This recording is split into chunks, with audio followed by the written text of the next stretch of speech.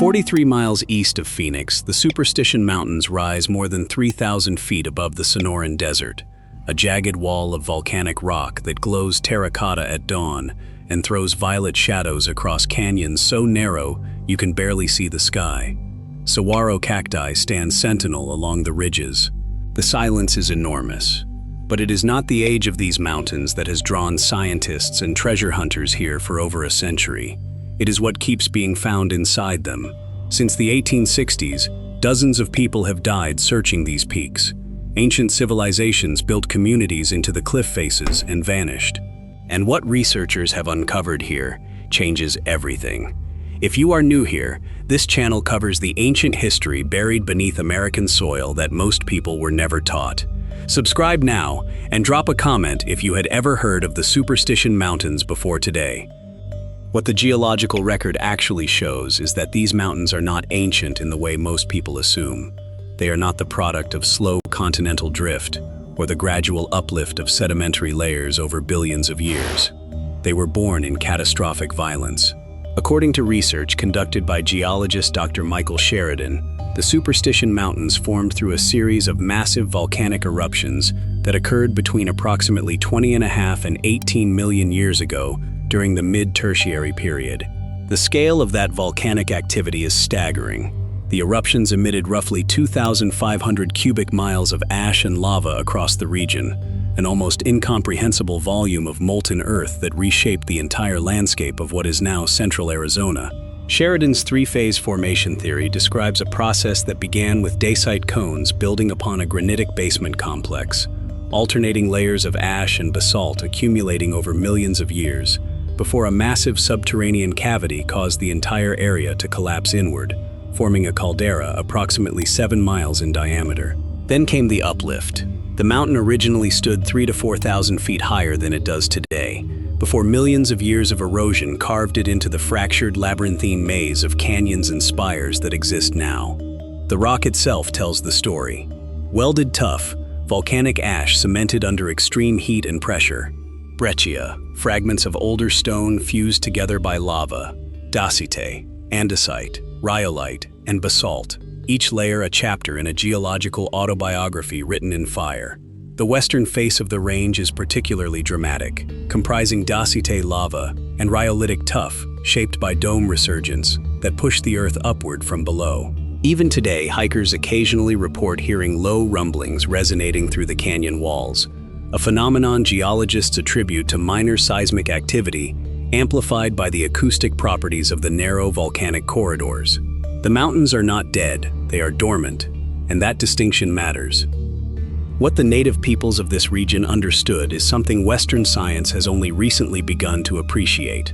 The Apache, who inhabited this territory long before European contact, did not see the Superstition Mountains as merely dangerous terrain. They regarded them as sacred. According to Apache oral tradition, the mountains were a gateway to the underworld, a threshold between the world of the living and something far older and more powerful beneath the stone. They called them the Mountains of Foam, a name whose precise origin remains debated among ethnographers, but which carries connotations of turbulence, instability, and transformation. The Yavapai people knew the range as Wai-Gaksawa. The O'odham, also known as the Pima and Papago, called them Gakotk, or Crooked Top Mountain, rendered in their language as Kakatak Tamai. These were not casual place names, they were warnings. The Apache believed that powerful thunder gods dwelled within the peaks, and that spirits guarded the interior passages, ready to destroy anyone who entered without permission. Warriors who undertook vision quests into the mountains reportedly sometimes returned transformed, while others, according to tribal accounts, never emerged at all, taken by the spirits as payment for their trespass. The Pima spoke of a great hole, somewhere deep within the range that led directly to the underworld, and of creatures that emerged from this opening to hunt the living. It would be easy, and deeply mistaken, to dismiss these accounts as mere superstition. What is remarkable is how consistently the warnings align across multiple distinct cultures that inhabited this region at different times, each independently arriving at the same conclusion: stay out. But people did not stay out. They came in enormous numbers, and they came looking for gold. Not for knowledge, not for spiritual understanding, but for wealth. The mountains had issued their warning through every indigenous voice that knew them, and that warning was systematically ignored by every wave of European settlers who encountered it. What the historical record actually shows is a story not of discovery, but of obsession. The legend of the Lost Dutchman's gold mine is arguably the most famous treasure story in American history, and its central figure was not even Dutch. Jacob Waltz was born on September 20th, 1810, in the Kingdom of Württemberg in present-day Germany. The nickname Dutchman was almost certainly a corruption of Deutsch, the German word for German. Waltz emigrated to the United States in the 1830s, initially settling in New York before moving westward. He participated in the 1849 California Gold Rush, became a naturalized American citizen in 1861, and by the 1860s had made his way to the Arizona Territory. He traveled with the People's Weaver Party to the Bradshaw Mountains in May of 1863, and eventually established a homestead along the Salt River near Phoenix, where he farmed on a modest plot. The legend holds that Waltz discovered, or was shown, a fabulously rich gold mine, hidden somewhere in the Superstition Mountains. According to one persistent version of the story, the mine's location had originally been known to the Peralta family of northern Mexico, who had reportedly developed rich mining operations in the mountains during the 1840s. In 1848, according to this account, a large Peralta party transporting gold was ambushed by Apache warriors, and all were killed except possibly one or two family members. The site became known as the Massacre Grounds. However, historian Robert Blair conducted extensive research into this claim and concluded that the Peralta massacre almost certainly never occurred. The historical verification is, at best, deeply disputed. What is less disputed is that Waltz did possess gold. On his deathbed, in the home of Julia Thomas, a German-born bakery owner in Phoenix who had cared for him in his final years, Waltz reportedly described the mine's location in vivid but maddeningly imprecise detail.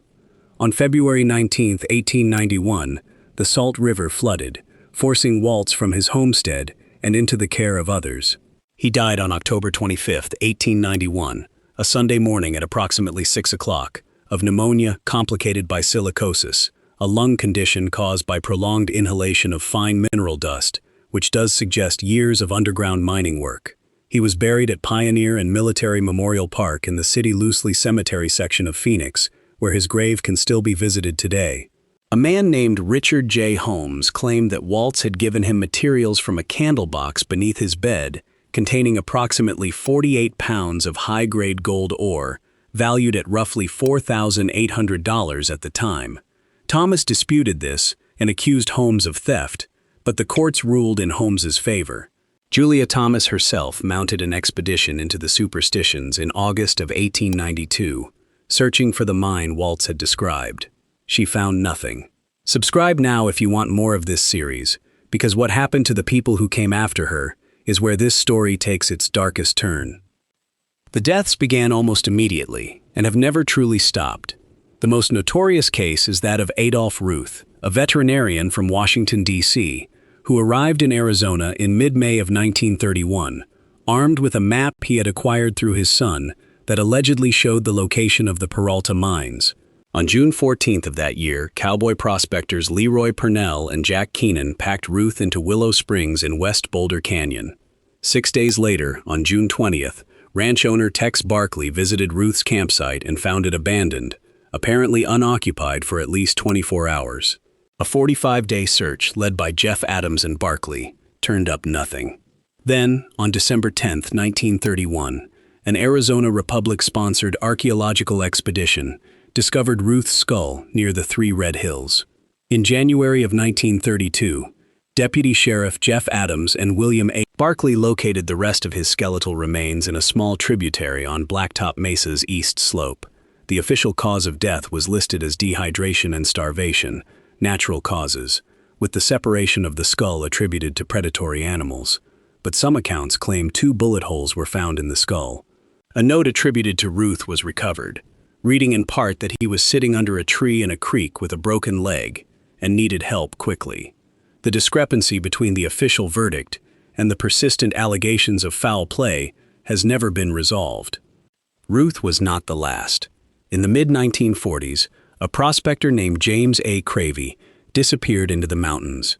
His headless, skeletal remains were found months later. No explanation for his death was ever determined. In 1945, an author named Barry Storm documented his own harrowing experience in the Superstitions in his book Thunder God's Gold, claiming he had evaded a mysterious sniper he knew only as Mr. X while hunting for the lost Dutchman's mine. Decades later, in late November or early December of 2009, a hiker from Denver named Jesse Capon vanished. His body was not discovered until 3 years later, in 2012, wedged into a narrow rock crevice deep within the Tonto National Forest. On July 11, 2010, 3 hikers disappeared while reportedly seeking the mine. In January of 2011, 3 sets of human remains presumed to be theirs were retrieved from the wilderness. The scientific explanations for these tragedies are well documented, but somehow never sufficient to fully account for the pattern. Summer temperatures in the Superstition wilderness commonly exceed 112 degrees Fahrenheit. The terrain is extremely rugged, with steep and even vertical rock faces dominating the western portion of the range, loose stone underfoot, and narrow canyons where a single misstep can mean a fall of hundreds of feet. The North American monsoon, which arrives between July and August, brings intense rainfall that channels into devastating flash floods through those same narrow canyons with almost no warning. The volcanic tuff and basalt surfaces are largely impermeable, meaning water does not soak into the ground but instead races across the surface at lethal speed. Annual precipitation ranges from 8 to 25 inches depending on elevation, and the majority falls in violent bursts during monsoon season. The 180 miles of trails within the wilderness area range in condition from excellent to barely passable, and numerous unmaintained tracks lead into areas where the canyon systems create similar-looking landscapes that can disorient even experienced navigators. Heat, falls, floods, and disorientation. These are the rational explanations. They are real, they are documented, and they account for a great many deaths. But they do not explain the persistent, centuries-long pattern of people entering these mountains and simply ceasing to exist. What the archaeological evidence reveals is that long before European treasure hunters arrived, sophisticated civilizations thrived in this landscape and then abandoned it under circumstances that remain only partially understood. The Hohokam people occupied central and southern Arizona across 4 major periods, spanning from approximately 200 CE through 1450 CE. During their pioneer period, beginning around 200 CE, they constructed the first irrigation canals in the Salt River Valley, a 3-mile channel that represented one of the earliest large-scale water management systems in North America. By the sedentary period, which lasted from 975 to 1150 CE, their engineers had achieved a remarkable precision, designing canals with a downhill gradient of just 1 to 2 feet per mile. During the Classic period, from 1150 to approximately 1450 CE, the canal network had expanded to more than 150 miles in the Salt River Valley alone. These were not primitive people scratching out survival. They were builders, engineers, and artists who created petroglyphs in Hieroglyphic Canyon between 700 and 1100 CE, produced sophisticated pottery, including canteens and duck effigy vessels, and mastered the casting of copper bells using wax molds. The Salado culture, which emerged between 1250 and 1450 CE and was closely related to the Hohokam, took habitation of the Superstition region to an extraordinary level. They built elaborate cliff dwellings directly into the natural caves and recesses of the volcanic tuff walls, most notably in Rogers Canyon, where their settlement originally contained approximately 65 rooms and storage areas capable of housing as many as 100 people. What remains there today is remarkable. Original wooden lintels still span doorways after 6 centuries. Roof beams measuring 9 inches in diameter support structures of logs overlaid with sticks and covered in mud, construction techniques that have withstood the brutal Arizona climate for hundreds of years. The Salado produced intricate pottery, decorated in several colors, crafted textiles and yucca fiber sandals, and built the settlement known as Beshpagowa in Globe, Arizona, one of their most significant communities. Perhaps most intriguing is the Circle Stone Calendar, a stone structure 420 feet in circumference that functioned as an astronomical calendar, evidence of sophisticated understanding of celestial movements and seasonal cycles. Near Angel Springs, a two-room Salado cliff dwelling was examined in 1948 and described as one of the finest preserved Salado structures in the central mountains of Arizona. The mud walls still bore the visible fingerprints of the people who had built them with their bare hands. Inside, researchers found plant fiber materials for sandals and mats, a large metate used for grinding grain, and charred corn cobs, the remnants of daily life frozen in time. University of Arizona archaeology student William N. Smith II studied the Rogers Canyon ruin and published a paper on his findings in 1941 while working for Clemens Cattle Company. Historian Tom Collenborn first visited the Angel Springs site in 1948 and conducted multiple subsequent expeditions through 1999, meticulously chronicling the archaeology and history of the Superstition Mountains across decades of dedicated fieldwork. Then they left. Both the Hohokam and the Salado abandoned the region. The prevailing scientific explanation points to a prolonged drought that struck between 1276 and 1299, followed by ongoing poor rainfall conditions that persisted until approximately 1450. The water that had sustained their canal systems, their agriculture, and their communities simply stopped coming. But the drought explanation, while supported by dendrochronological evidence from tree ring studies, does not fully satisfy every researcher. The abandonment was not gradual in all areas. Some sites appear to have been left abruptly, with everyday objects still in place, as though the inhabitants intended to return but never did. The Pima people, who arrived in the area around 1400 CE, found the ruins already empty, the cliff dwellings silent, the canal systems dry. They inherited a landscape marked by the presence of those who had come before, but they could not explain where those people had gone, or why they had left so suddenly. The Superstition Wilderness today encompasses 159,780 acres, having been first designated as Arizona's first primitive area in 1939, formally designated as Wilderness in 1964, with 124,140 acres, and then expanded in 1984 with an additional 35,640 acres. It spans 3 Arizona counties, Maricopa, Pinal, and Gila, and contains 32 named peaks, the highest being Mound Mountain at 6,265 feet. The range of elevation runs from approximately 2,000 feet at the western boundary to that high point, creating dramatically different ecological zones within a relatively compact area. Scientists from the University of Arizona's Lunar and Planetary Laboratory conducted a field study in 1993, examining the geology of the Superstition Mountains in central Arizona, contributing to our understanding of the volcanic processes that shape the landscape.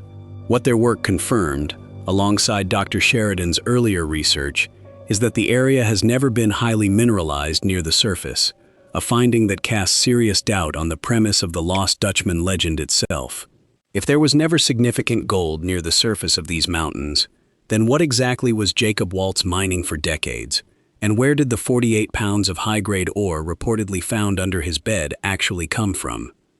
That question remains unanswered. The mine has never been found. Its existence has never been verified. And yet people continue to search, and people continue to die. What science can tell us is substantial. The geology is well mapped. The archaeology is increasingly understood. The dangers are thoroughly documented. The volcanic origins, the extreme climate, the treacherous terrain, these are known quantities that explain much of what has happened here over the centuries. But what science cannot yet fully explain is the consistency of the pattern, not just the deaths, but the strangeness surrounding them, the headless remains, the bodies wedged into impossible crevices, the experienced outdoorsmen who vanished without a trace in terrain that, while difficult, should not have swallowed them so completely.